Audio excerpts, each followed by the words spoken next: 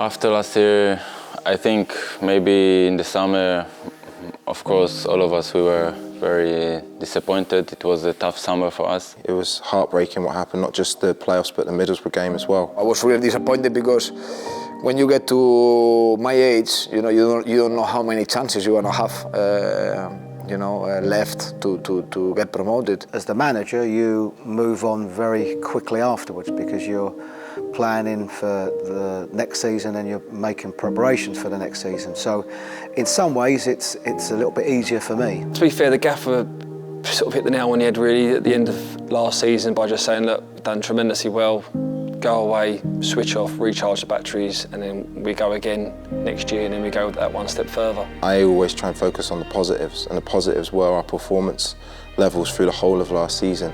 It was a fantastic start point for us to push on this year. What I did see in that pre-season was a team that had come back in good shape, looked very, very motivated. And we just sort of hit the ground running really throughout pre-season with training and the games, and couldn't really wait to get the season started. When you've got that type of disappointment, you've got two options: to give up or come back stronger. And I think the team showed, the character, and we came back stronger.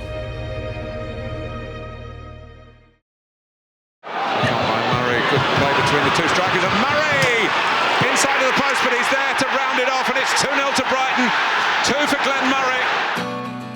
Glenn Murray is set to join his Brighton teammates in Tenerife this evening. The strikers left Bournemouth to go back to the Seagulls for a season-long loan. Glenn Murray was top of our list for forwards. We knew what he could do. When a player of Glenn's experience and goals becomes available, then it's only natural that we would look for that opportunity. Yeah, it feels fantastic. Obviously, I think it's been a long time coming now. Definitely delighted to be back. I, of course, wasn't around here when he was last here, so as regards what he meant to the club and what he'd done for the club, you know, that was all something that I saw as opposed to being involved in it. It was a sore moment when he left all those years ago because, you know, I, for one, really didn't want him to go.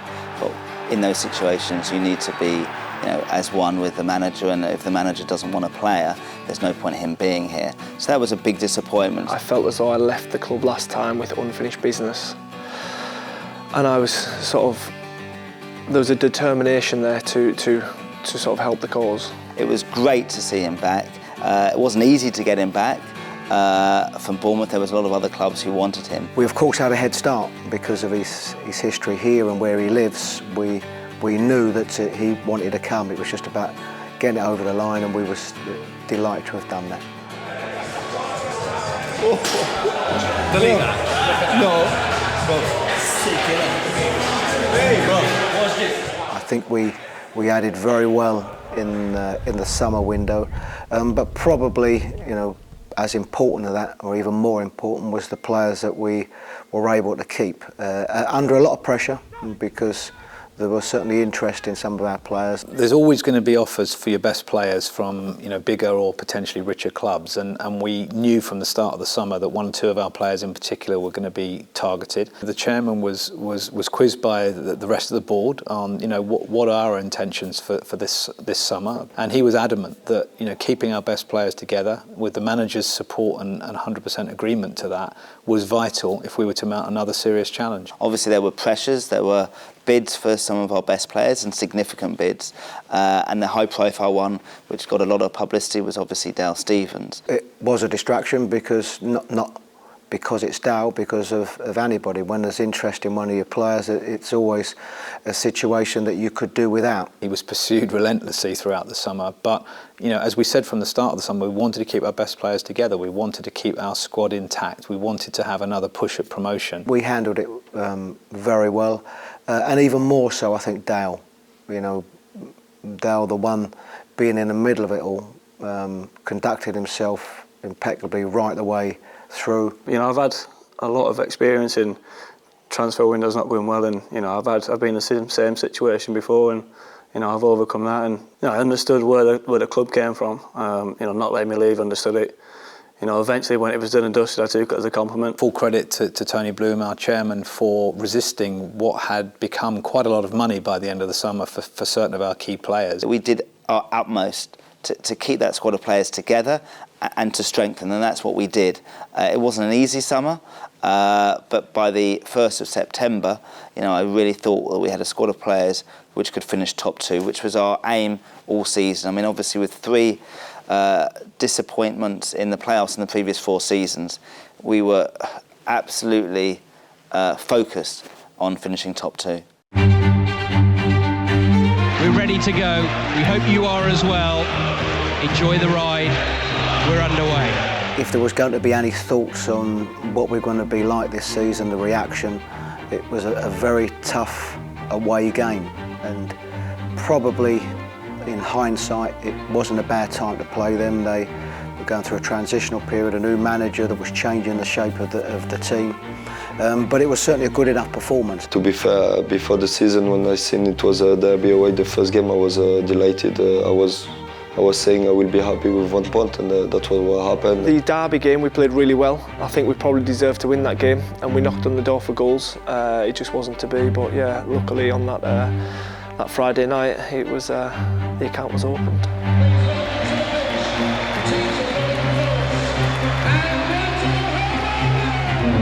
It was my brother's birthday, and so I was really delighted to score for him. Back to Bong, first time cross, in there, Knockhart! Delivers from close range. He couldn't really miss, but he looks to the skies. for me and my family was brilliant. I was thinking straight away about him, and that made me cry because it's not always easy to lose something like this in your life, but I need to move on and always trying to make him proud. Back post, it's in, and it's Murray, Glenn Murray, back at the Amex, back with the Albion, and back in the goals. I've always enjoyed coming back to the Amex, even as an opposition player. It's somewhere you get grounds up and down the country that you really like playing at, and the Amex is one for me. Bulldog through, on with the keeper, pulls it back, Murray, 2 for him, 3 for the Albion, and they're on their way to their first victory of this season. I think as a striker, it's always nice to get your first goal every season, whether you're at a club for the first time, the second time, or whatever. But yeah, obviously to open my account again for the club was nice. Certainly set the season off in a good way.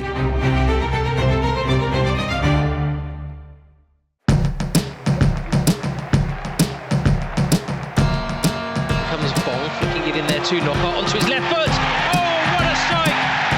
But he's popped up on the edge of the area, and Anthony Knockout fires Albion into the lead. They've been excellent right through pre-season. We've started well, and I suppose a lot of people were looking at us to see how we would start after, of course, the end of last season, and really delighted that we started well. Hemed steps up, right-footed, calm as you like.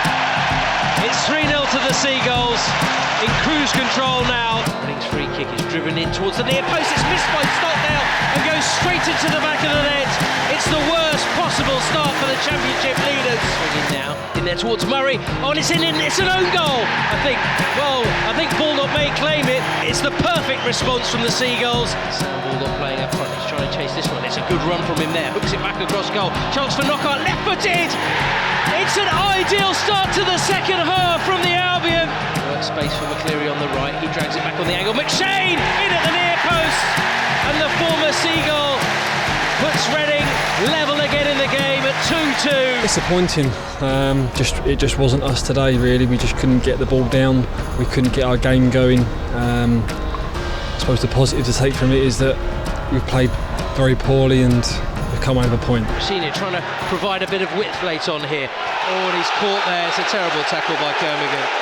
Been in football my whole life, and I know injury is part of football, and I've been quite lucky in my career not to have so many serious injuries, and it was just my turn, and it's going to happen to all of us at some point. Rossini's hurt, badly hurt. He's shaking his head, he's face down in the grass. The worst thing is when I found out how serious the injury was. I was straight after the injury. I was hoping it might be a week or two, and it was just a swollen ankle. But fortunately, it wasn't. But then it's about, okay, that's happened.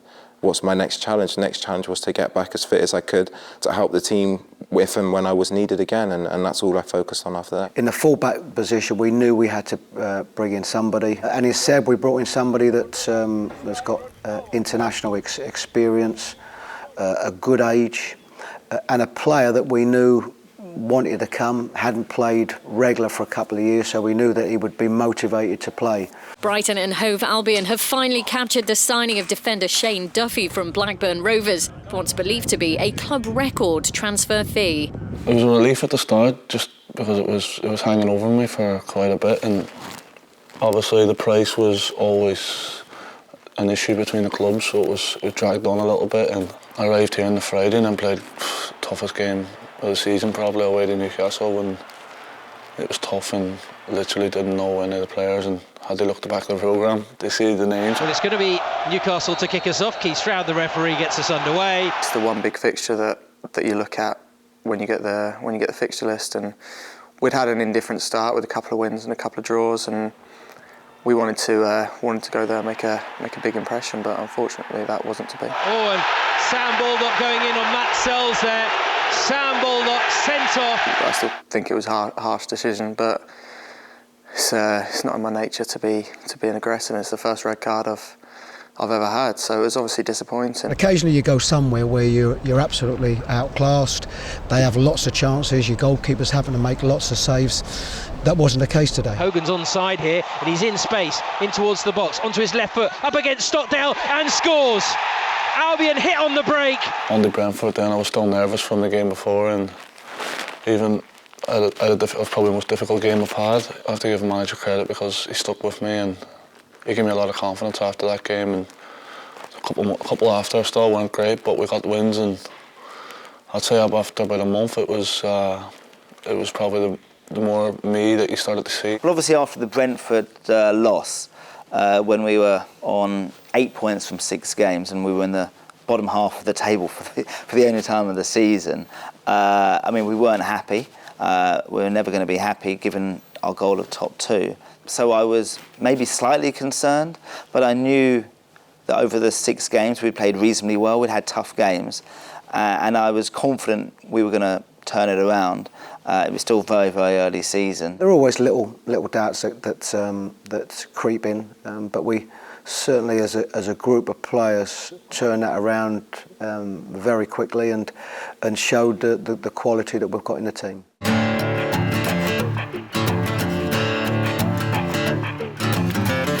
A very big game after that, home to Huddersfield, who were top of the table and had a superb start to the season.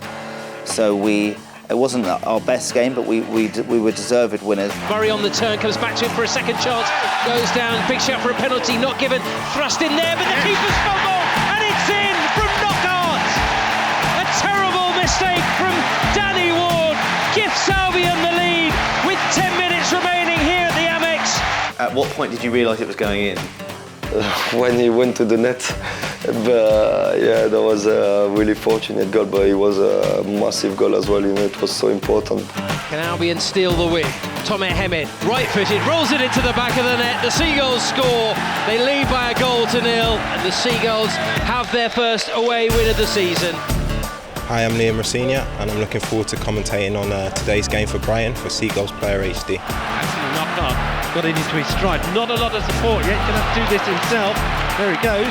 Now he's got support. Surely Glenn Murray must be. What a goal!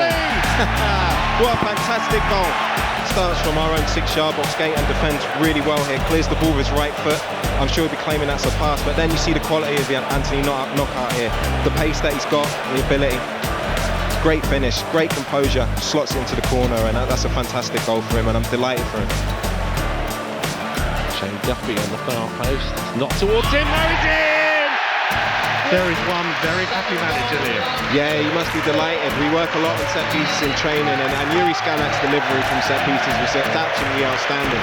And it's a great cross, an in-swing cross, and Glenn Murray gets up and does what he does. He's fantastic in the box, gets across his man, just flicks it into the far corner. Fantastic header, but credit to Yuri Skalak's quality ball in. Knockaert gets the line, he's still going into the area. Look at this! Ships it up! Oh, it's just cleared away. There's moments of magic from Anthony Knockaert. This is wonderful. This is what we all come to watch football. You know, we want to see these players play. And look at this. He's twisted them inside out, and then he's beating for pace, and he goes up to the next one and beats him with a lovely chop there. And the defender's got absolutely no chance with them. And I'd rather it be him than me defending with Anthony in that situation. That's why I play football for, you know, to give some to the fans some pleasure to watch a football game. He just beat 3-4 players. The Amex crowd gets on its feet. That's star quality. The left centre back, he's had to pay to get back in, Johnny. He's turned him inside out. I can't remember which, but I remember one game this season. Someone came to me and after I dribbled him, I can't remember what I done, but he said, "Yeah, you little." Delightful play from Anthony Knockaert. Here's Winnell. He's challenged by Kyle. Kyle is hurt. He's ended up having a small operation on higher ankle, sort of lower shin, where it was determined that he had a very slight fracture. So he'll be out for a period of time now, which is a big blow for us. It's all over here at Portman Road in a largely uneventful 0-0 draw, which extends Albion's unbeaten league run to 4 games. Chris Hughton's side now turn their attention to Saturday's game at Sheffield Wednesday as they go in search of their first ever win at Hillsborough. Going into the stadium, knowing the last time we saw the stadium was the playoff defeat, and everything that could have gone wrong that night did happen. It was tough turning up there, but it made us even more determined. All the players who was here last year was knew that this game will be important for us. Sheffield Wednesday, had spent a huge amount of money. They were obviously one of our main rivals this season. So going away there and winning was one of our tremendous results of the season. Dunk outside of the right boot, lovely ball into the path there of Baldock. First time touch, Kieran Westwood gets a touch, but it's not enough to deny Sam Baldock. Comes back for Bong once more, drives it across, this time it's Knockaert, that could seal the deal.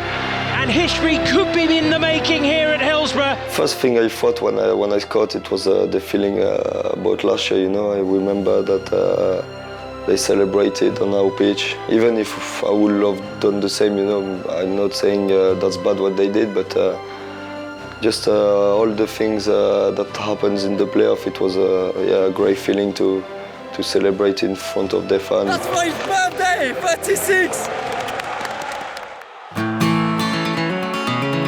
Knockaert celebrating, it's brilliant, but he deserves it. I just remember him going mad. Intense celebration in one time. We knew we had the sort of the platform then to hold on and to kick on from. But yeah, I think he ran through all four corners. I think it's the quickest I've seen him move. The only disappointment was that we conceded, of course, right at the end, which took a little bit of the shine off the performance. I didn't feel like we won that game after. I was so good at it, and like everyone else was buzzing and I was just raging. I remember his reaction as well. It was quite funny, to be fair, but no, it's what about a defender, like they just want to keep a clean sheet. It was still probably our best away performance, I think, of the season. I think one, because of the actual performance on the day, very difficult place to go, but the level of opposition. I think to a man, everyone that day was brilliant.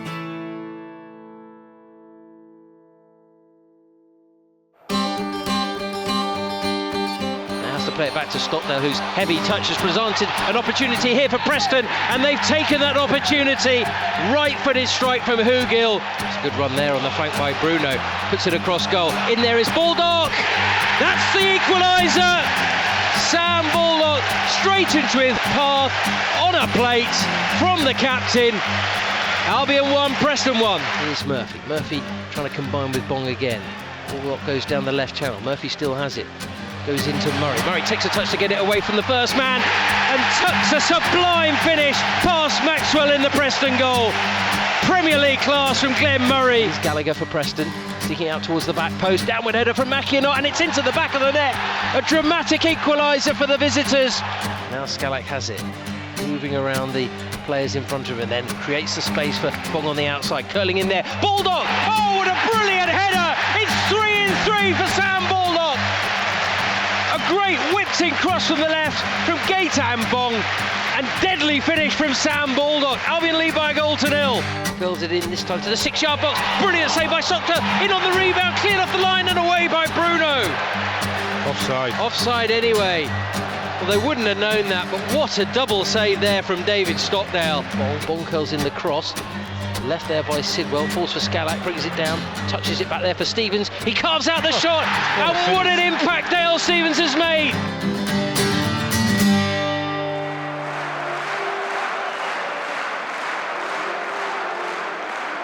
At that time, Norwich were the main dangers to us, even though they'd come into that game in bad form. A lot of the lads were not nervous, but sort of nervous energy, really, I think is the best way to describe it. I know their manager sort of stoked it up in the press beforehand. I think he called us something like one-dimensional, something along those lines. And obviously we heard about that, and it's that sort of fires you up.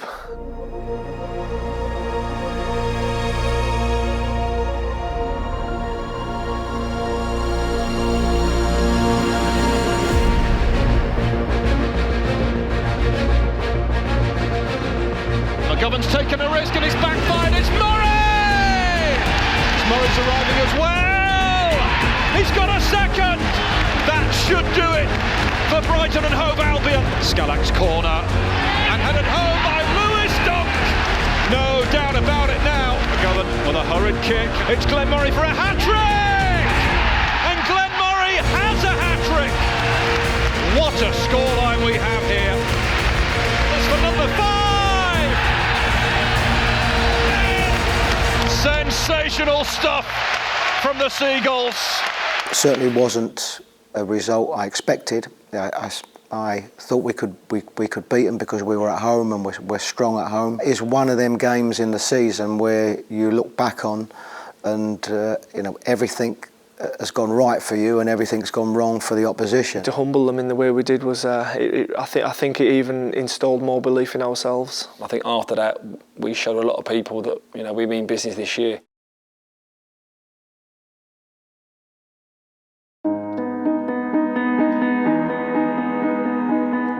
All of us knew Anthony's father because he was coming a lot to the games and we had a good relationship. And I was fortunate enough to meet Anthony's father. He was a great guy and we all had an understanding of how big a part he played in Anthony's career. He was starting to feel bad, he was starting to complain about his chest, and he came to the Wolves game at home and he couldn't get the stairs and stuff. He had to get the lift, and after the game he said to me like, I feel really bad and I think I need to come back to get back to France and see what's going on. So I was playing against Norwich, but my family obviously didn't tell me. And I had the feeling that it was really bad when I called him. He was strange, on the phone and stuff.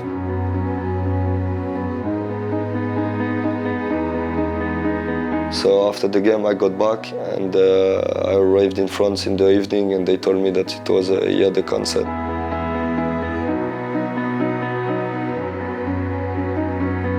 I went to see him on a Sunday after the game. And he was really bad, he was looking like really bad. And then he passed away like 5 days later. So it's been really quick, really, I couldn't realize what was going on, so it was a really big shock, especially when it was the main man in my life.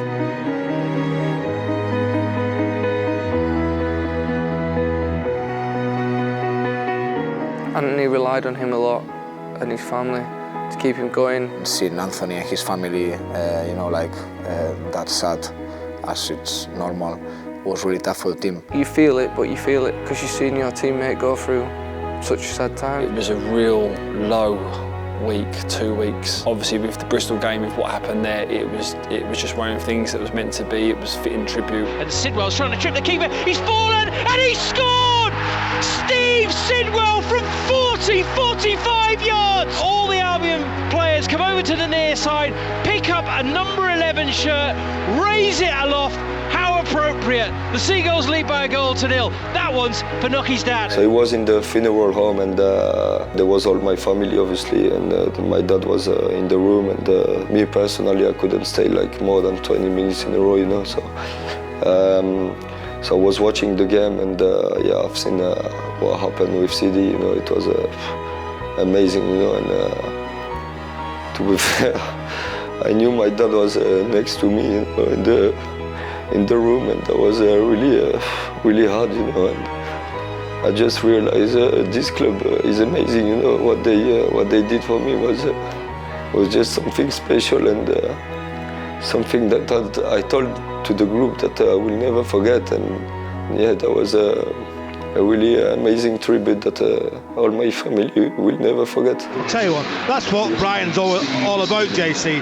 That just sent shivers down my spine. That's an excellent thing to do. I've got tears in my eyes.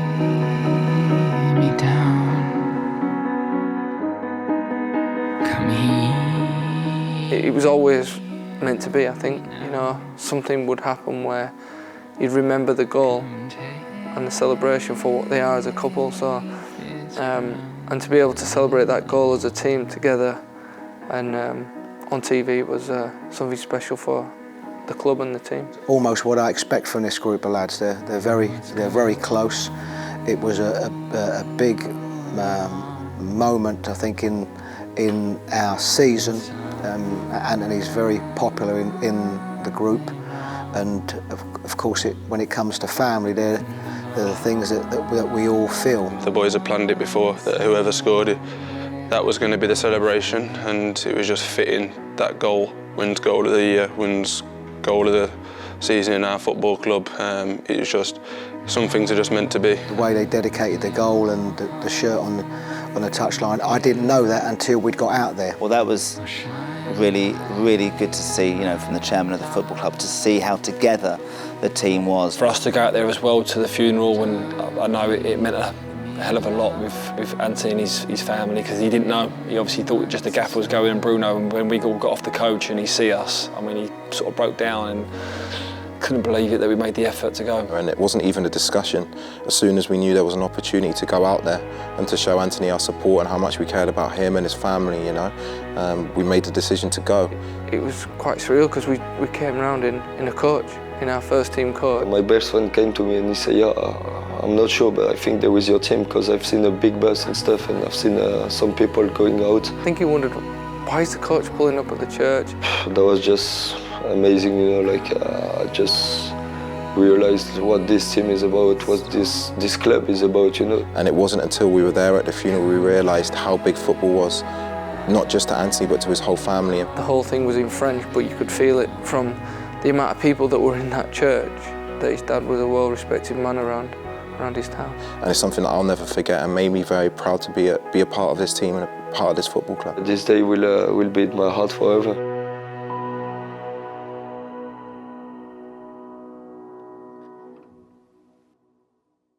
Oh, Sidwell spotted the keeper off the line! I do not believe that! Remember the 5th of November, the day Steve Sidwell scored a wonder goal for Brighton. Left-footed, I don't think I've seen him hit a pass that far, never mind shooting. The ball was running. I mean, if you are standing with the ball, that's much easier.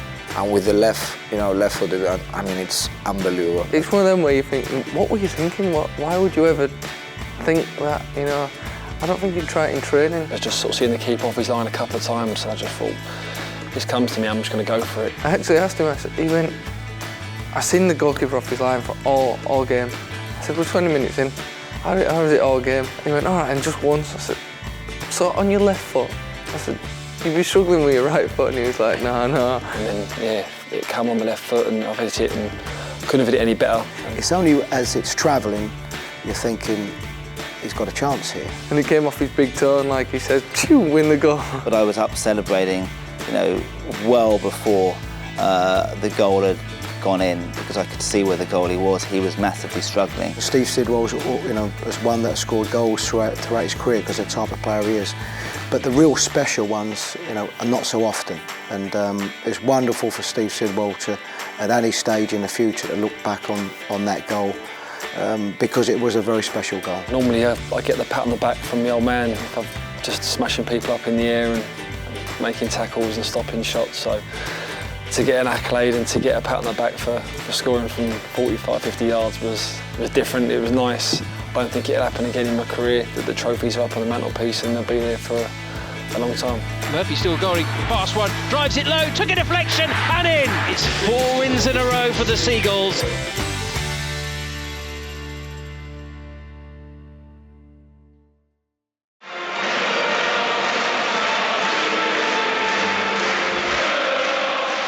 I was everywhere but not on the pitch, and I felt sorry for the guys after the game because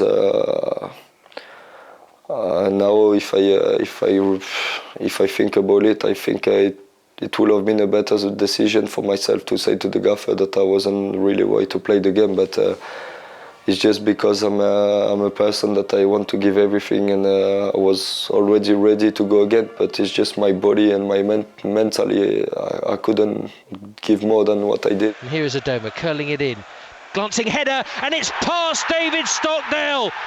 And Albion concede for the first time in nearly 6.5 hours of football. Villa, I feel, have underachieved this year.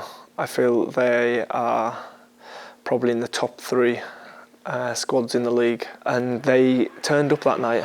I don't think they've played particularly great all season, but that night at the Amex they did turn up, and they made it very difficult for us. And I think we done well to get a 1-1 draw that night. Ball got back from Murray again. Murray drills it home.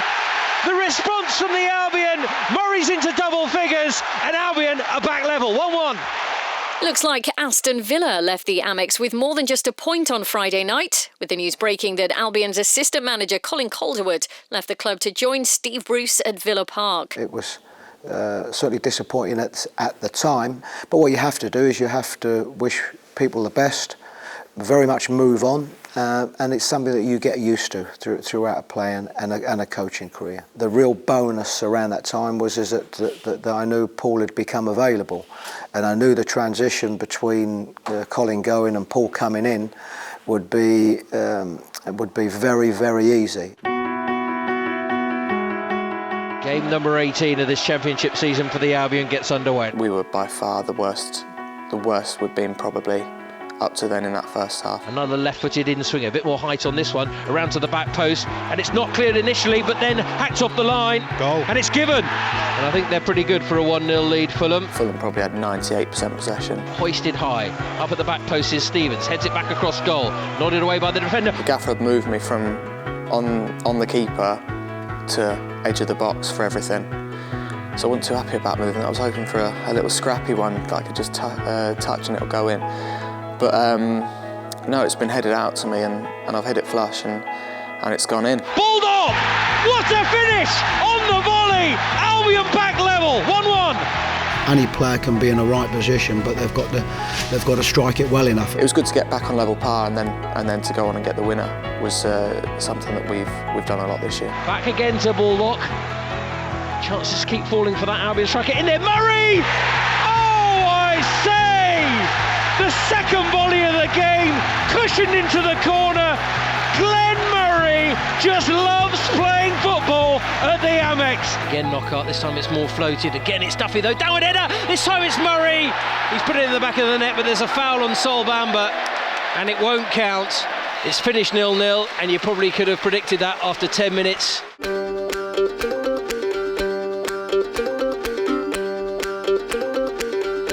There goes Lewis Dunk, puts it in on goal, saved by Green, is it over the line? The red card for handling on the line, I think.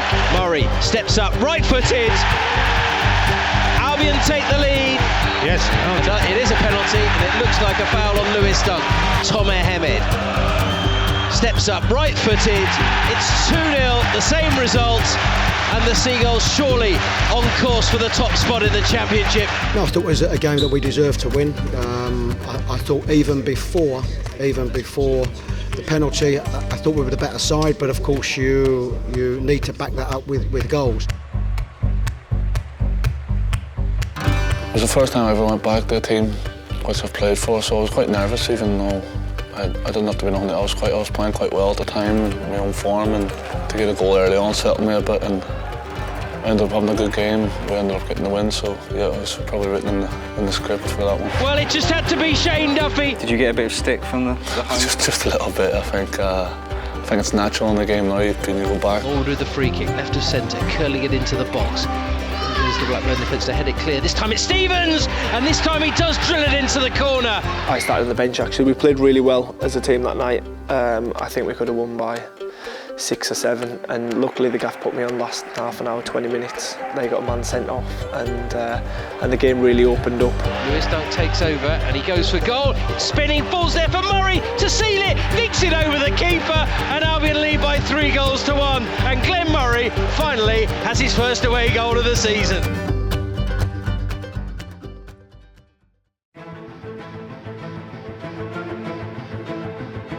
I feel as though the Birmingham result was a real turning point in the season for us.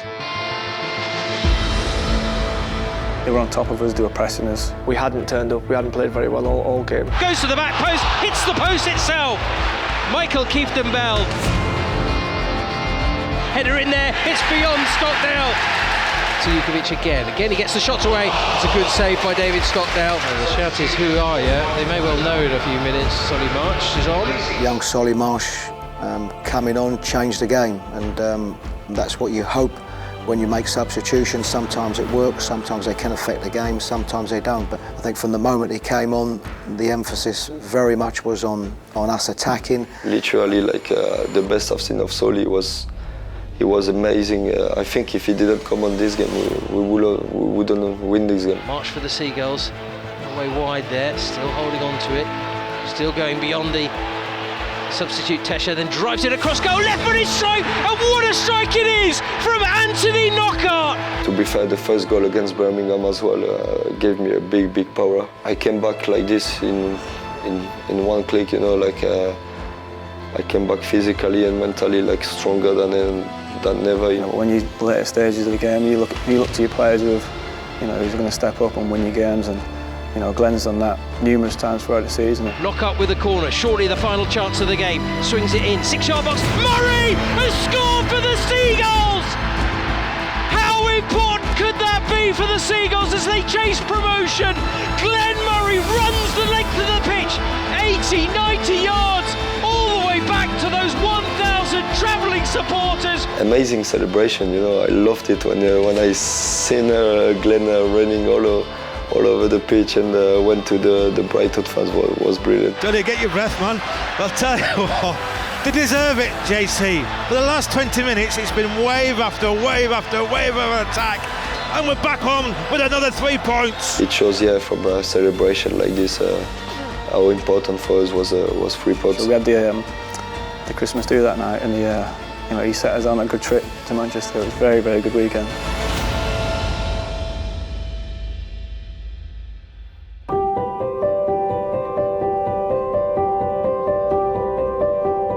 Here's Glenn Murray, finding Stevens now, rolls it into the path of Baldock takes it away from Nanua, onto his left foot, goes for goal, and what a finish!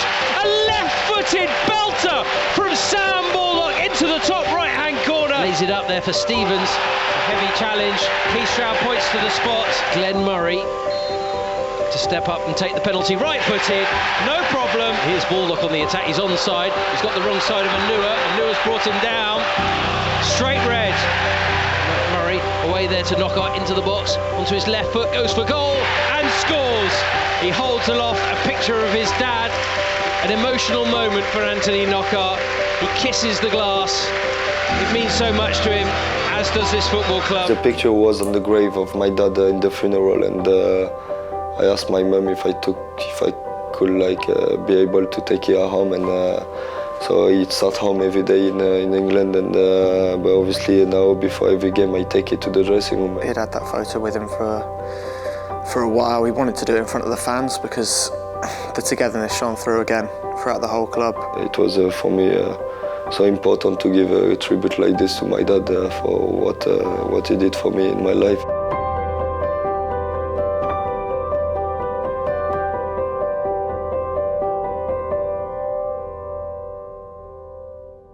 Some breaking news from the Amex, where Albion's match against Cardiff has been postponed due to heavy fog.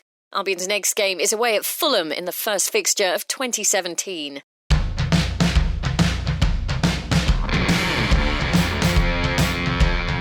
I think that the Fulham result, was just down to a real determination from the team. It wasn't one of our better performances. It came up against a Fulham side that on both occasions this season have been very good, and they were better than us on the day. Very good football inside. As Sidwell said at the Awards night, you can get your felt a little bit. And we certainly did. You know, we weren't out the races. Oh, big shout for handball there, and it's a penalty for Fulham. I remember everything. It's something that you don't forget. That's your chance to come through, and usually you look like a idiot diving the wrong way. Johansson, left-footed, saved there by David Stockdale and cleared by Lewis Dunk. What heroics from David Stockdale. It's always a guess, but when you've got people like Ben Roberts producing a document every game and spending time on which penalty taker goes where, and then you still got to choose right. Now Kearney threads another little ball through, the shot eventually does come in, and so does the goal. When they scored, you think, oh, it's not going to be our day, and then the 5 minutes at Fulham, I call it. Hemed takes it down, push down, it's another penalty, this time to the Seagulls. Fulham away, for me, 2 years in a row, it's a very special game. Tome Hemed with a chance to put the Seagulls level. Big runner, steps up, right-footed, into the bottom left-hand corner, and the Seagulls are back level at 1-1. It's then like, we can do this, and then we can do this 20 seconds later, you know. I think his goal was 1 minute or 2 minutes after I scored, so everyone was, were still celebrating the first one. Well, what drama we've had today on BBC Sussex and BBC Surrey. Here's Lewis Dunk striding forward, lays it off, chance here for Knocker, right-footed, saved by Button, on the rebound! Albion in ecstasy at the Cottage! They just will not be beaten! Within the space of 5 minutes we managed to win a game, and what an atmosphere. That was one of the best atmospheres away fans that I felt. You know, sometimes in that moment you can feel the power of the team with the fans, and especially when it's away from home and in tough games. Probably my biggest highlight of the season, that was scoring the winner in front of all the fans. It was a great day, and to be fair, they're probably the best team we played all season. The thing that I found funny was his celebration. He tried to jump up and fell over, and it was just incredible seeing it. Well, got very excited, tried to run off. Andy tried to grab me, shrugged him off, and then I tripped on the AstroTurf and cut my knees open. All of us were just jumping. We were jumping on donkey, celebrate with the fans, and yeah, it was an amazing moment. It's 10 points when you look back and go, this was our year. That result summoned us up as a team, I think, more than what the Birmingham one did.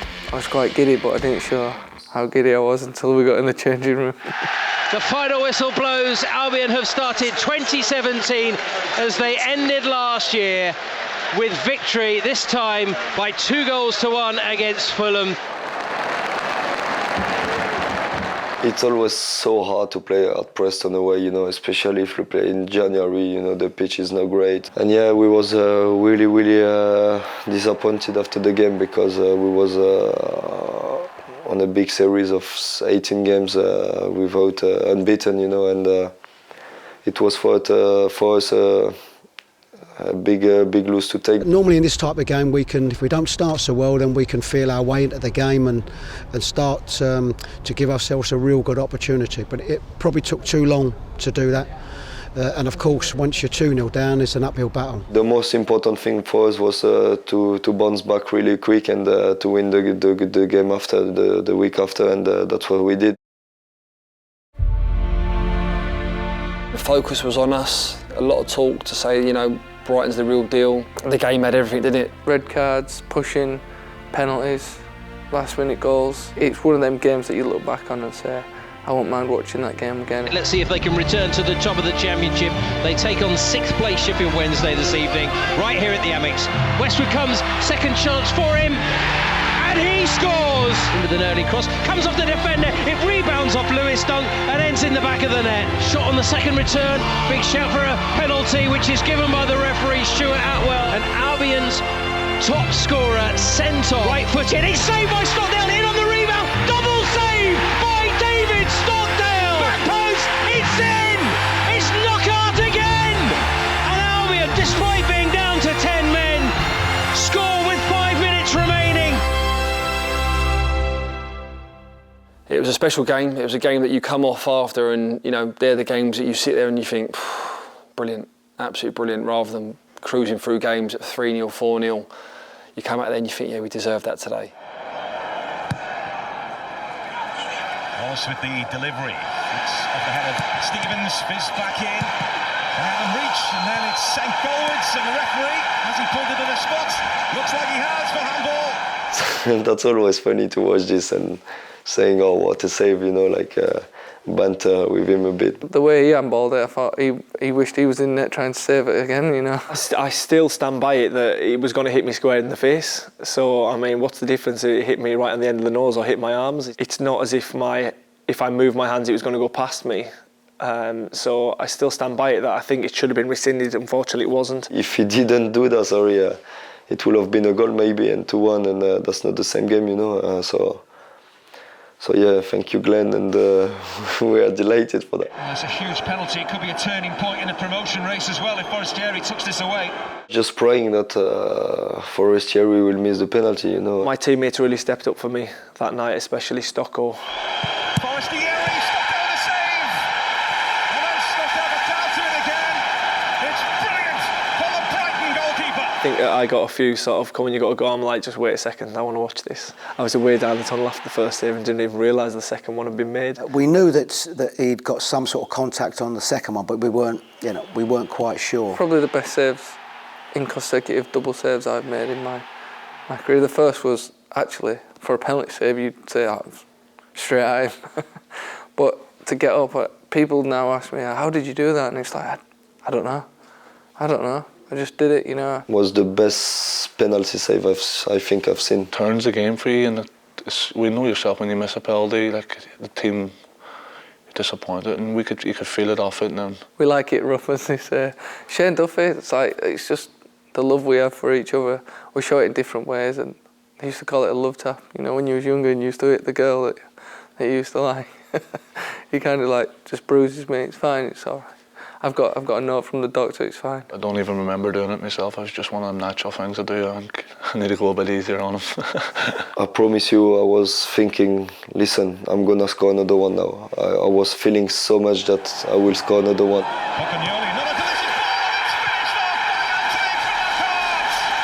A big credit to Seb, because the ball he sent me, the cross he sent me was just ridiculous. It was an amazing cross, and I had just to put my foot like this. I have a good celebration, not like Sam, but no, but yeah, that's true. Like I've been through a lot of cameras this season, but no, that I don't do on purpose, but yeah, they're always there.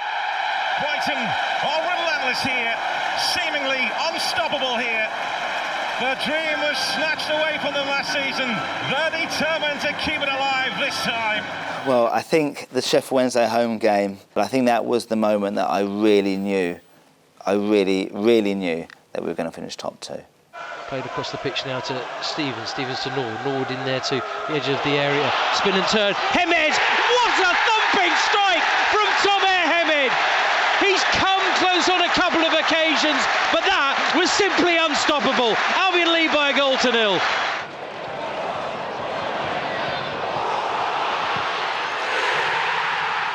Sometimes as a manager and a coach, you look at your tactics going into the game, the type of team that you're up against, and I think on that occasion we got too many, tactically we got too many things wrong, and that can happen. And sometimes you can get things wrong, and you get away with it. Sometimes you don't, and that was a day I think we didn't get away from it. As opposed to being a real bad performance, I just think we got a lot of things wrong.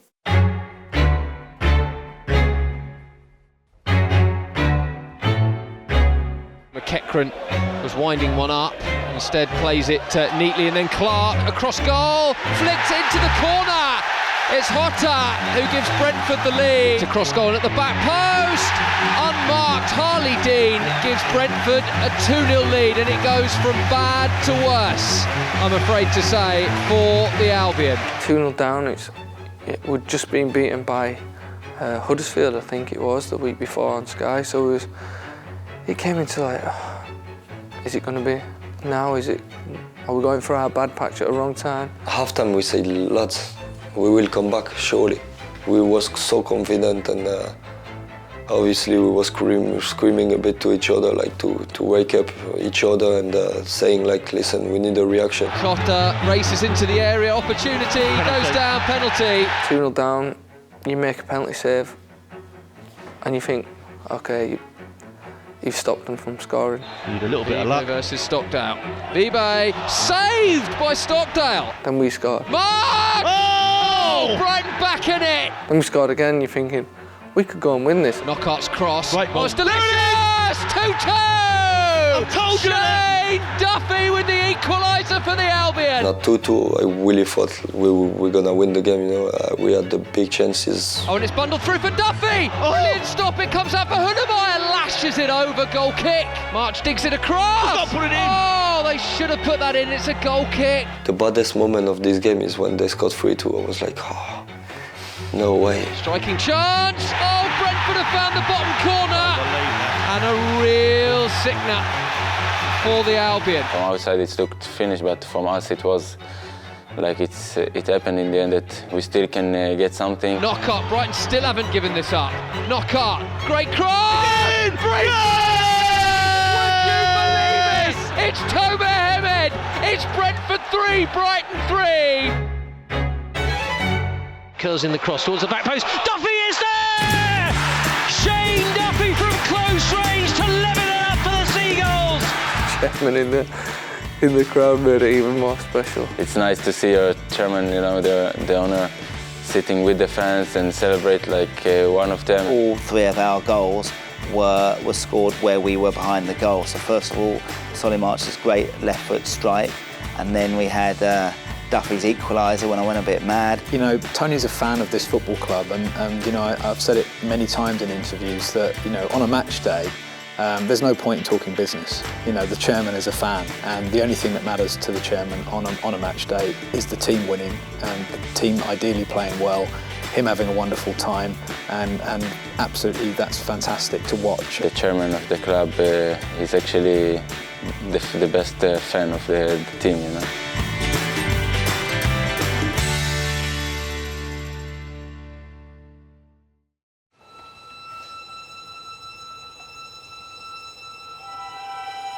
Well, we'll start with some breaking news. Brighton and Hove Albion defender Connor Goldson has been diagnosed with a heart issue and will miss the rest of the season.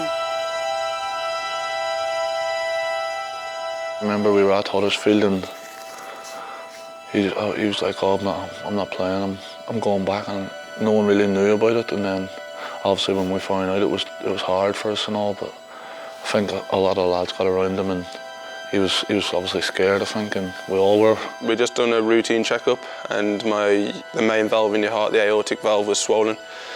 And it was just a case of, it could keep going on with it, but it was just a big risk, and if anything ever did happen, you'd die immediately. There's no chance of resuscitation. It was a massive blow, I think, for all of us, and I think we all felt it the same. Hit the dressing room hard. Again, Connor's a massive part in the dressing room.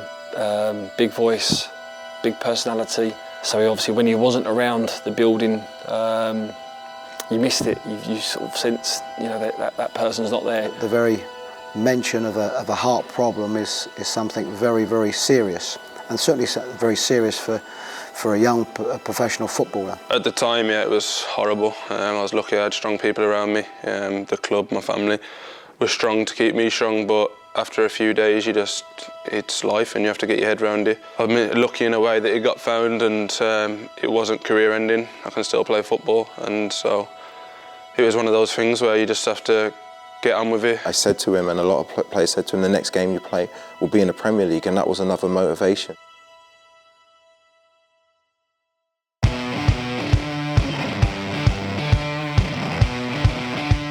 Well, here come the two teams, Brighton and Hove Albion and Burton Albion. Along the ground, back post, a simple tap in for Tomer Hemed. Across the face of goal, a simple tap in. This time, it's actually Sam Baldock who delivers. The perfect start to the second half. March skips past one, wants it onto his left foot, trying to get past there. There's definitely a shove in the back there, and it will be a penalty. Right-footed, rolls it into the back of the net. McLaughlin is beaten. Albion lead by 3-0. Sordell in the box, crosshair goes Dunk. Sordell's beaten him though, right-footed. Another good save by David Stockdale. Right-footed strike over the wall and in off the post. Lockhart, curling in. Great cross, brilliant header. Murray scores a fourth for the Seagulls. And it's Brighton and Hove Albion 4, Burton Albion 1. Free kick from the left, curling it in towards the back post there, and it takes a deflection, it's into the back of the net. The level of performance, certainly in that first half, needed to be better, and we didn't do ourselves any favours by conceding when we did. Plays it into Bruno, who spins and turns, had his shirt pulled there. Right-footed into the right-hand corner, no problem for Tomer Hemed. The endeavour was there to get back into it. You know, we huffed and puffed, and we knew we was going to create chances, but they just didn't fall for us tonight. Murray, one touch, off the line, comes to the edge of the area, Knockout fires it over. Frustrating evening for us. It feels at this moment that 2 points dropped, you know, certainly that way, more than a point gained. And we've got a very, very tough game at Barnsley, who are in very good form.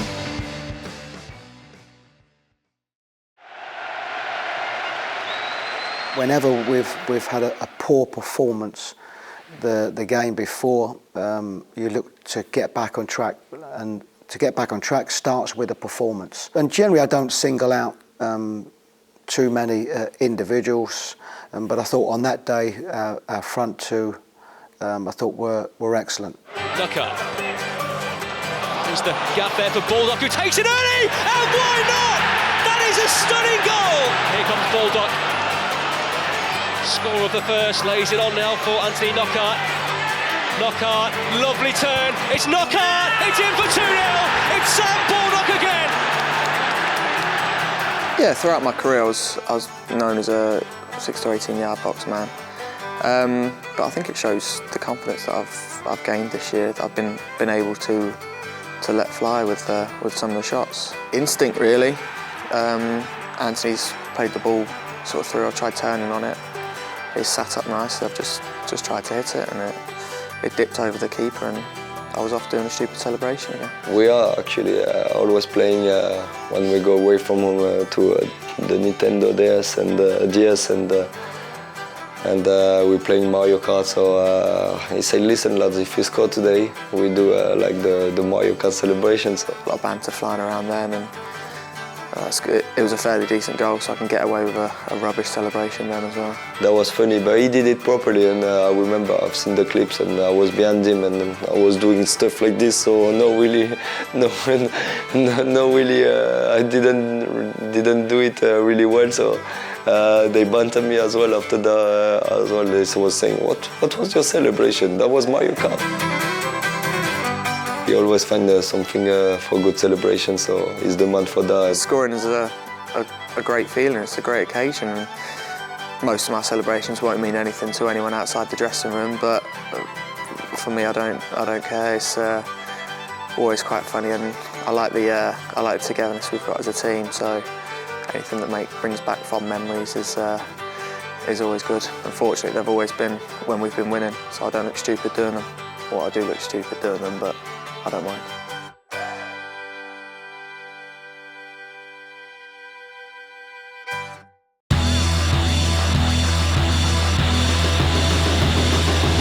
Reading was massive. At that time, it was on a great roll, and the type of play that they had was passing up from the back, total football, if you will. And although we shouldn't have done, we just got wind that Huddersfield and Newcastle had both dropped points. So going into that game, we were highly motivated to get the 3 points.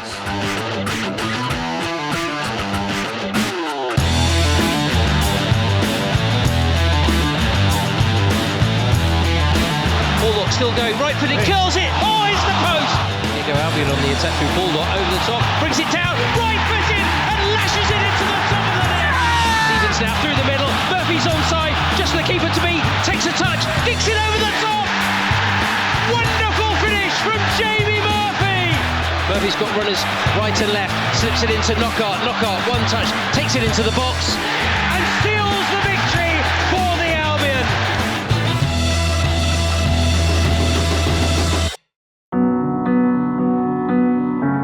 But who will be top of the championship come 10 o'clock this evening? Glenn Murray, right foot in, scores for the Seagulls, and the Albion take the lead in this top of the table clash. Before the game, my thinking was it's going to be a tight affair, and it's probably going to be decided by a fluky goal or a real bit of quality, and probably that's what they had in both of their goals, and particularly the first one. But it's flicked in there and into the back of the net. Well, it's a tad lucky for the visitors. I remember me trying to destroy the goals after probably the luckiest goal in the history of football. I just knew as soon as it went in that I could look. I was trying to rally everyone in that, but you could just see everyone was deflated from it, because how did it go in? Scoring a goal like that can change a game, and it did. Right footed and into the back of the net. It's a deadly finish from Jose Perez. Feelings after it, we were gutted. I certainly would have felt worse, I think, if we'd lost the game and hadn't played well, and Newcastle had dominated the game, but that wasn't the case.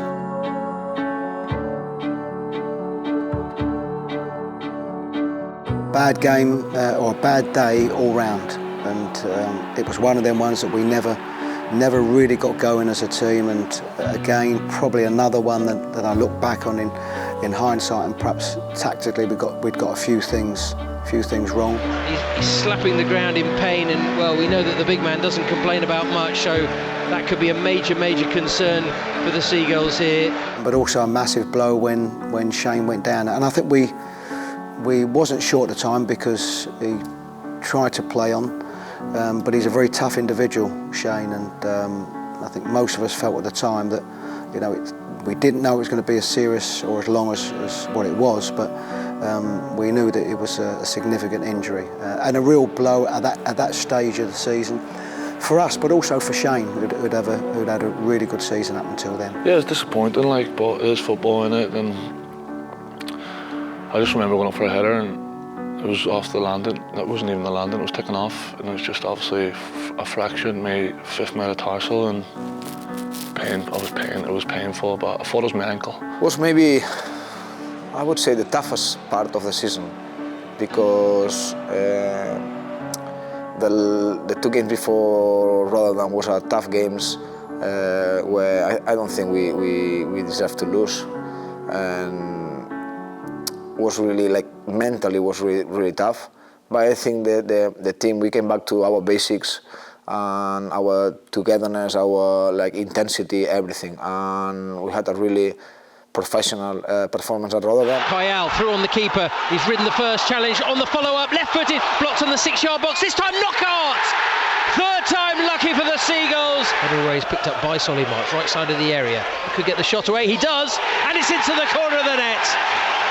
Solly March fires Albion into a 2-goal lead. I think it was another example of our resilience. It was another example of us bouncing back after a defeat, and probably with the type of game it was, and what we felt it was going to be. It was arguably the ideal one for Uwe to come back into. Well, after Shane's injury, I knew that I have to perform in the next games. I was still sure that I can perform well because I trained well. Everybody was saying that, so I was still believing in myself, and at the end I think it worked out really well.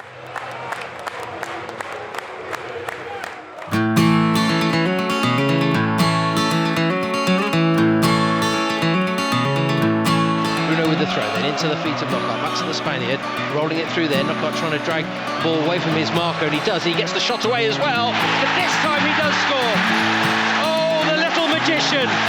He's absolutely spellbinding, and he's done it again.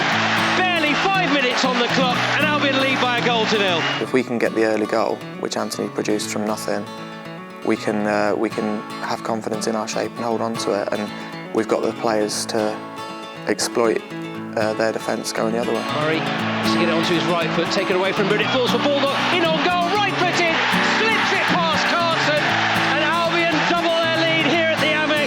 The form of the team was so good. I'm realistic, and I've been out for 6 months with a serious injury. I didn't expect to come back so quickly. So then to be a part of it and to be part of a winning team again, it's what you dream of. Long ball forward by Knockout, hooks it back, 6-yard area, Murray scores. For me, in a personal note, I hadn't really been scoring many goals around that stage, and I got sort of a ricochet. It went in, it came off the keep, went back in, and I knew that it would take something sort of hitting me or bouncing off of me going in, and then I would start scoring again, and luckily that did happen.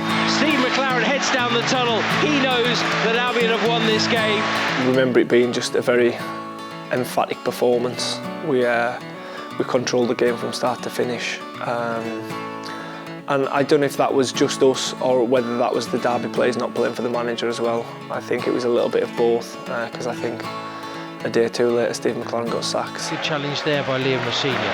Now using his pace to try and get away from Ince. Just wanted it more there, Liam Rossigna. Still driving forward. Oh, he's beaten another 2. I was surprised the drug testers didn't flag me up straight after the game because I'd never done it before. But I know, I think when you're happy and you're playing football, and that's one thing since I've been here, I've been so happy, and I think it's shown in my performances on the pitch, and I wanted to repay the confidence that the club had in me in that performance, and it was hard. It was 3 games in 6 days and not playing for 6 months. I couldn't walk before the game, let alone after it, so it was adrenaline and I enjoyed every moment. The Seagulls complete the victory. Brighton and Hove Albion 3, Derby County 0. This, I thought, was a fairly overwhelming result for us and performance. Great for me to be back at the Amex playing in front of my family and in such a good team performance as well. That was the highlight for me personally of the season.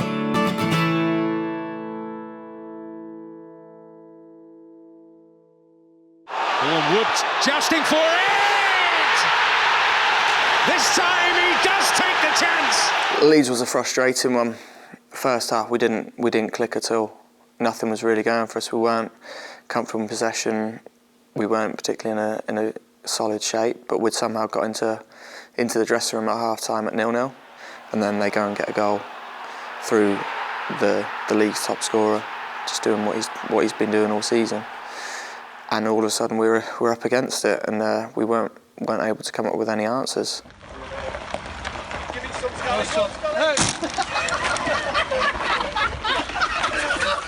Fortunately, we headed off to Valencia on a training break the following day, and that managed to pick everyone's spirits up straight away.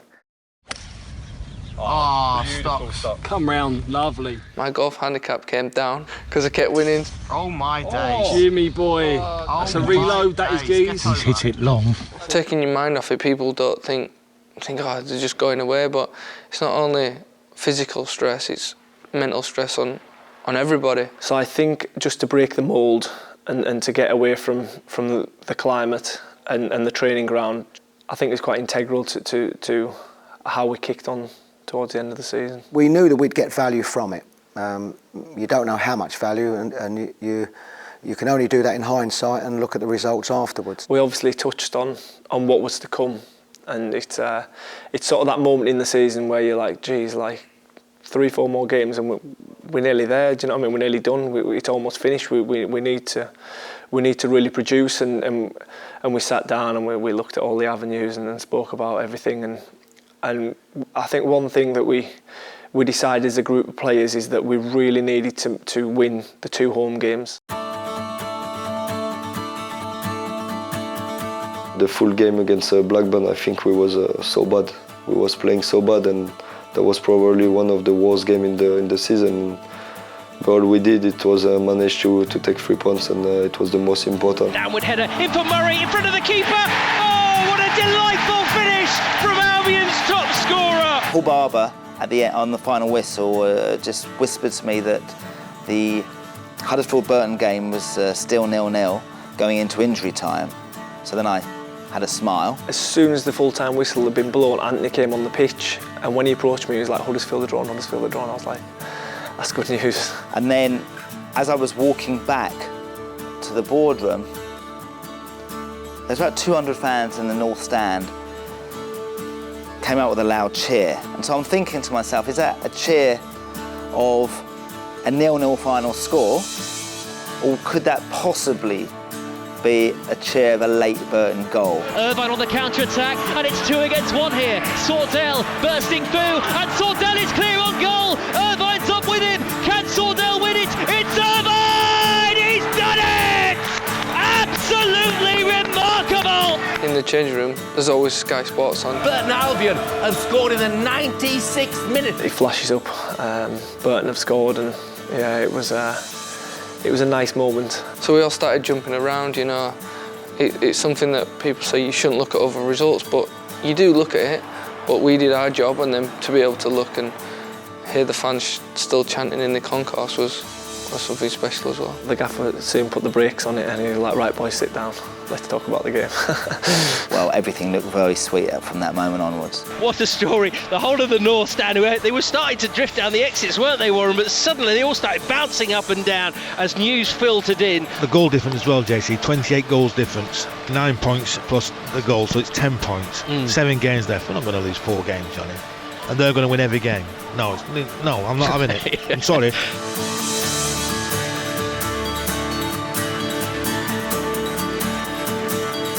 Bruno on the overlap, first time ball in. Murray has scored for the Seagulls. Here is Gardner, it is over the wall. It comes back off the crossbar. Murray at the back post, back across goal, and it's chested in by Tomer Hemed. Kushak hasn't come, drills low through a crowd of players, blasted home by Uwe Hunemeyer. Our hard work has put us in that position, but I think the last two games have shown you know, it can go either way. You know, I thought we were the better side on Saturday and deserved to win, but it could have gone against us.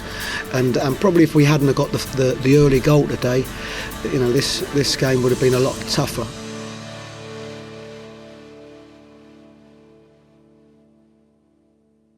To be fair, the day before QPR, we was talking with the physios and stuff, you know, and about like the season and stuff. And I was saying, listen, lads, for me it's done. Like there was 100% we will go up. Like I was watching live on TV from Japan. We were on a family holiday. It was a very interesting situation. The game was 3:45 a.m. and I deliberately got a separate room to my family so I could watch it without disturbing anyone. Anyhow, this was our second night in Japan and jet lag was setting in, and my daughter was unable to sleep, whereas my wife and my son were trying to get to sleep. So I got the call at 2:45 to collect her and to bring her up to her room and make sure, you know, she gets to sleep. So I didn't have much choice. So there I was played with her, finally got her to sleep at 3:40 in the morning, then suddenly tried to get hold of the QPR game on the laptop. And the only headphones I could find were my daughter's headphones. So there I am, not saying a word, watching the whole QPR game. It's a wonderful atmosphere already. The two teams preparing to come out here at Loftus Road. That was unbelievable. You know, the atmosphere reminds me as well the last season against MK Dons. To be fair, I like the QPR stadium. It's a tight stadium, people near the pitch, and really English atmosphere. Since I came here, I saw that many times we are going away from home and we play away and we feel like it's a home game. And it was a bit tense. We knew it was a big game for us. We were maybe a bit edgy. Weren't feeling too well still, so I tried to play through it, but got to half time and I felt too ill to carry on. Donkey came off early, so we have to change the defensive lineup again, but yeah, we dug in deep in that game. Fikayo came on and played really, really well.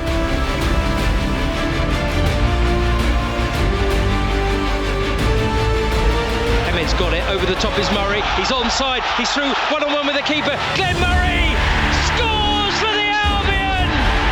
How important could that goal be for the Seagulls on their path to the Premier League? I love you! Pocognoli, left-footed over the wall, and in off the crossbar! Surely that seals the win for the Albion! What a strike from Sebastian Pocognoli! It's absolute bedlam behind that goal! I think we maybe took our foot off the pedal a little bit and let them back into it. It was a real nervy 6-7 minutes towards the end. Another flick header, this time Albion can't clear it off the line, and Matt Smith pulls one back for Queen's Park Rangers. Had to survive an onslaught for what felt like an eternity. We're hanging on, I'm hanging on to the laptop, trying not to say anything so as to wake my daughter. They literally threw everything at us, and the players, particularly the back five, in that scenario were just absolutely magnificent. The last 5 minutes I wasn't really good, you know. I couldn't breathe anymore. Like it was really hard to take. The Albion have the victory. The Seagulls celebrate. Knockout comes running onto the pitch. The Albion with their first victory in nearly 60 years here at Queen's Park Rangers. There's three left-footers there. Take your pick. Well, they know what they're doing, or is this the plan? I'm not quite sure. I was wondering at the time what was going on, because surely Anthony was going to take this free kick. Someone said to him, like, listen Seb, what are you doing? Let Anthony take it. And Seb. So everyone was talking in the same time, and I said so that to Seb, and I think he didn't understand. He tried to make a tactic before, and I said, Anthony, I don't understand, and I don't want to understand, let me take it. Anthony, let me take it, I swear I will score. And I said, come on, do it. Pocognoli! Perfect! Magical! It's another step on the road to glory!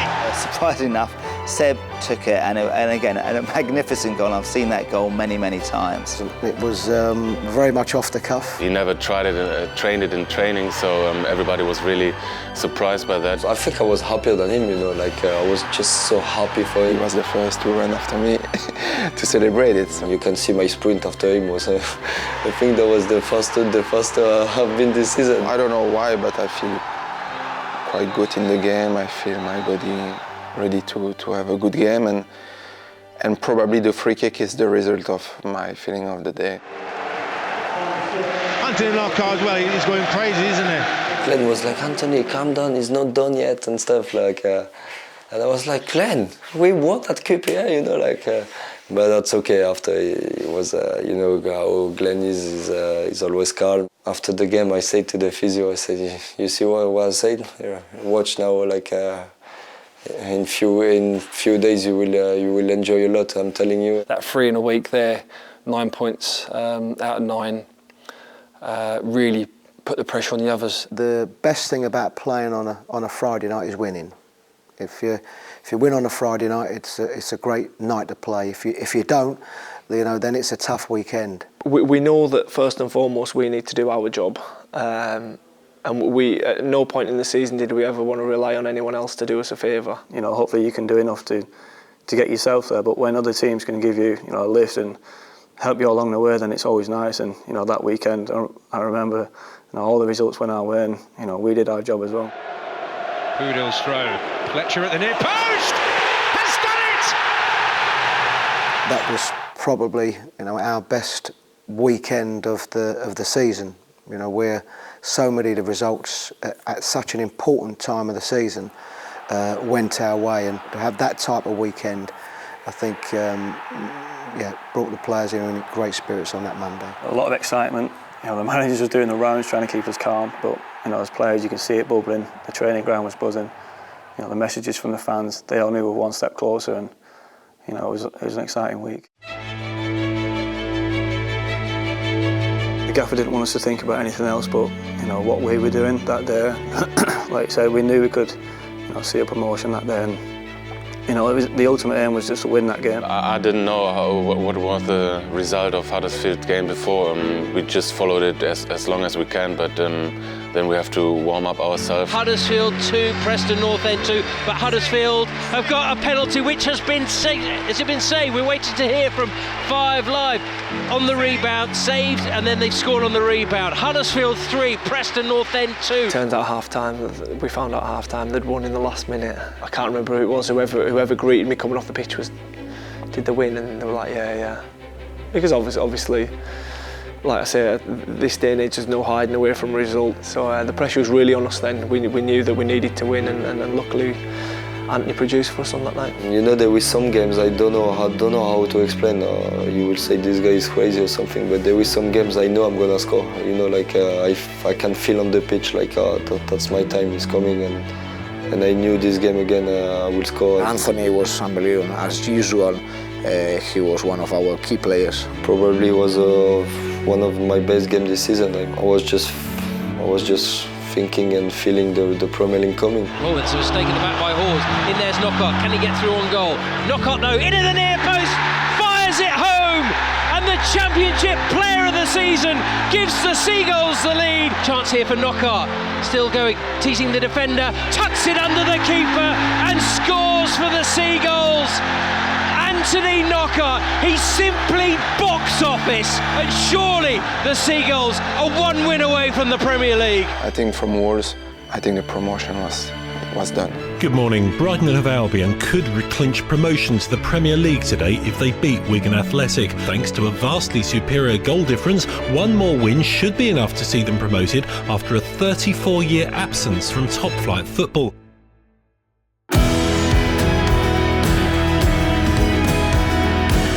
Gaffer pulled me in beforehand, and obviously it was the first game that I'd not been involved in out the squad all season, and he pulled me in to tell me beforehand, and I was gutted because I said to him, Gaffer, look, this is the day. You know, I can see us winning the celebrations after. I want to be involved. I want to have a kit on. And he tried to play it down. He was saying that nothing's going to happen. There's going to be no celebrations. Nothing's won. There's going to be no drinking. There's a ban on alcohol. And I said to the gaffer, yeah, you're having a laugh. It was hard because the manager had told us before the game, no matter what happens, the job's not done, so we're not celebrating. They need just 3 more points to make it to the Premier League. The game was a bit of an edgy affair, I think. I think we controlled it. I remember we didn't play that well. You know, we were comfortable, but we didn't play that well on the day, and you know, all that mattered was the result. And we went long. Tom held it up, laid it back to me, and yeah, it found itself in the bottom corner, and I think the relief around the place was massive. Pull back to Murray! Albion's top scorer fires it past the Wigan keeper in front of that North stand. Here's Knockout, dive past a couple, he's bursting forward into the box, drags it towards the byline, tries to get the cross in, rebounds, chance for Solly March, and Solly March has scored! The Hailsham lad fires Albion into a 2-goal lead, and surely now the Premier League beckons for the Albion. This ball curled in, and it's glanced home, and Wigan Athletic have pulled one back here. You know, we went into the last 10 minutes really panicking. They got a 2-on-1 near the back. I got blocked on the way back, and I tried to make a tackle. And luckily we had another man step up and made the block in donkeys. And if you go back, you'll see me like edging out a little bit, because I thought if he plays it through, I'm going to go and get sent off outside the box. So they have a free kick, they miss the free kick, and they don't score. That was my thinking, that was my rationale. I will get suspended as long as we get these 3 points. And my goalkeeper coach says, what were you doing? I said, I was going to go and basically push him over outside the box and get sent off. Whatever I have to do to get promoted, I'll go and do it. And he was like, you was really out of position for this shot. I said, good job he got blocked. Game over. It's game over. And they're right now, to all intents and purposes, promoted. They won by 2 goals to 1. You can see the scenes. Forget Huddersfield. The goal difference is so significant. The party starts this minute. The whistle went and the fans go on the pitch, and you look back and you see the chairman swinging his scarf. You know where it's going to go.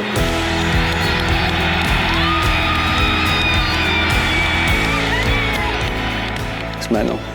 It was crazy. I was actually shaking. I said in the interview after the game that the adrenaline was just crazy. Although the club had said keep off the pitch, it took me a while to realise that they was coming on. As a player, it's always nice when they come on, I must admit. To deny them their moment on the pitch to celebrate would have been, harsh in the extreme. And personally, I thought it was wonderful. In Germany, you can't enter the pitch so easily comparing to England, because there are no fences here.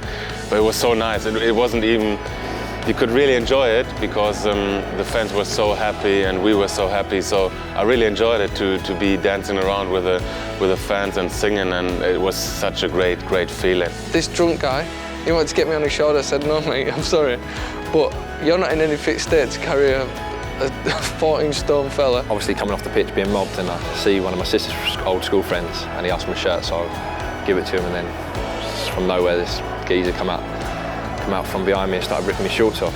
I turned around and said, come on, what are you doing? And he was like, can I have them? So I just took them off and handed them, and I was in my pants. When you see Donkey walking in his pants, cheering, doing all his muscle poses, I think everyone realised it was time to celebrate, and celebrate we did.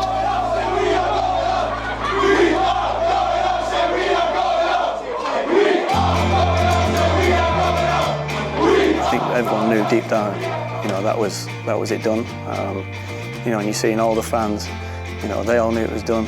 Even the manager joined in the end. The players are going to soak it, Chris. I'm hiding. Here we go. It comes. It was a little bit subdued at first. Dressing room was bouncing, and rightly so. A lot of the lads have not been in the Premier League, but not probably had promotions either. We've got the Albion squad right behind us here, and the man right at the front of it, Anthony Knockaert.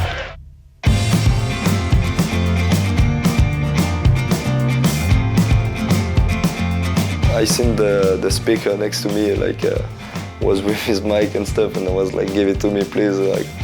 We need to bring a big atmosphere in the stadium, and the people need to realize we don't need Huddersfield to lose or something. We're up already. I was a little bit scared to not feel a part of it, but the boys, fans, everything. I heard my song get sang, got a little bit emotional. Butterfield, deflection, goal! In the player lounge was absolutely a carnage, and all the players was jumping everywhere. All the family was smiling, crying. We was going crazy in there. I've actually seen footage of the gaffers' room when they find out as well, when there's just sort of civilised handshakes and a few pats on the back. Whereas I think if he'd have seen obviously he has seen ours, hasn't he? To be fair, I haven't seen the final whistle because I was already on my way back home and got ready for the party later.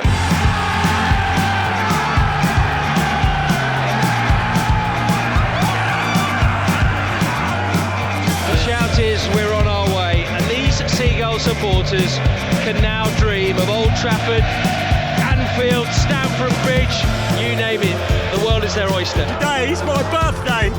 Yeah, best birthday I've ever had, ever. drinks flying everywhere again. Like I said, we'd already celebrated like we were up anyway, and that just confirmed it for us. I mean, I think more champagne was popping then, and yeah, I think there's a few dents in the ceilings up in the players' lounge now. Maybe they will take it off of my salary, I don't know, but I don't think so, yeah, but that was, I think they need to understand there was emotion and just the happiness of the promotion, so I don't think they will give it to me to pay this. People running back on the pitch, Donkey was running across the pitch like an idiot. We were one, you know, where you could feel like we were just one, you know. Popped back out onto the pitch and there was loads of fans back on the pitch again somehow, and celebrated again, and then we took it into town. We found out that the chairman obviously laid on an event that night in town, that obviously everyone was there and couldn't get taxis for love nor money, so we just thought, let's get on the train.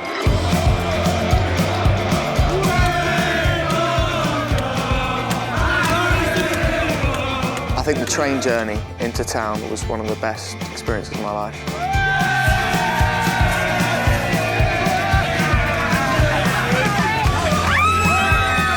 The fans was with us anyway, everyone was with us, so you know it's a day that you are permitted to do anything you want, and yeah, that's just with the emotion, you don't control yourself anymore. I thought that if we were up before the Wigan game, I was going to run out and do a crowd surf or something. I'm just on the train, I thought, you know, this is my time. I pointed to a few people, I was like that, and they were like that, so I just jumped on them.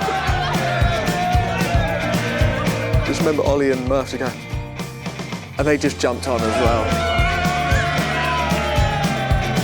Walking down from the station, down through Brighton, it was phenomenal. And even now, you sort of get that tingly feelings. I didn't realise the fans would follow us, you know, the players.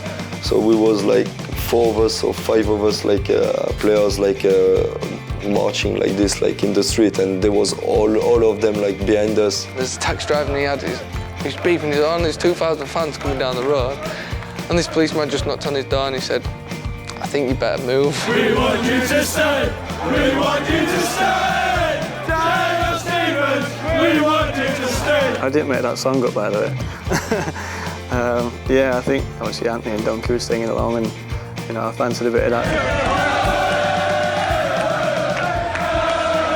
It was incredible, you know. It was all you know, I've been promoted before, and this time I said I'm going to sit back and try and remember every moment, and I still can't. You know, it was amazing. I was like a kangaroo. I think that night I was in the club. I was jumping everywhere, like so happy until the day after. I've done it with Reading, had a promotion, but them scenes that was on Monday made that Reading one look like a kids' party at McDonald's. It really did. I mean, it was just phenomenal.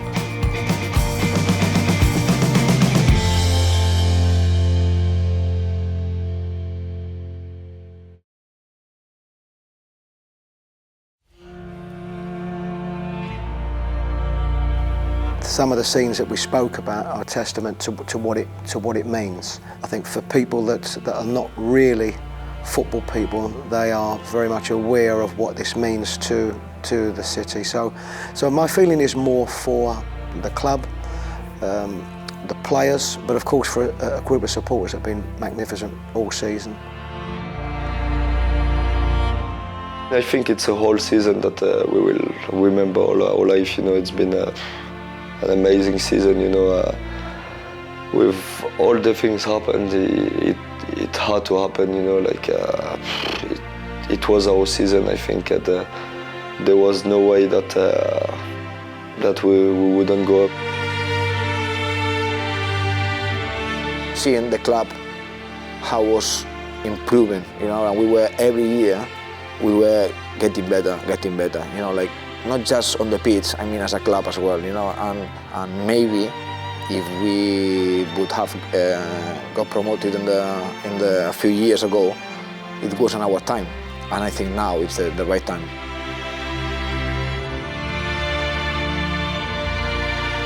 You go through, you know, all of the sort of work that it's taken to get to that point, all of the people that have been involved, the collective spirit we've had, the difficult times we've been through, not just in the past in saving the club and getting to to the Amex, but also more recently, you know, with the Shoreham tragedy and some of the colleagues that we've lost along the way, many of the prominent fans that we've lost in recent times. You know, it's just fantastic that all the way through this, you know, our theme has been together, and it seems appropriate more so now than it has at almost any point in this last three seasons. What does it mean to you as chairman? Well, it means a massive amount, you know, for so many reasons. I mean, first and foremost, I'm a fan. I've been through so many ups and downs, like so many of us, for 40 years. But now I've got the responsibility to make it happen. I've got the means to make it happen. And so the fact that we're there, you know, it means so much to me personally, and I know it means so much to our fans.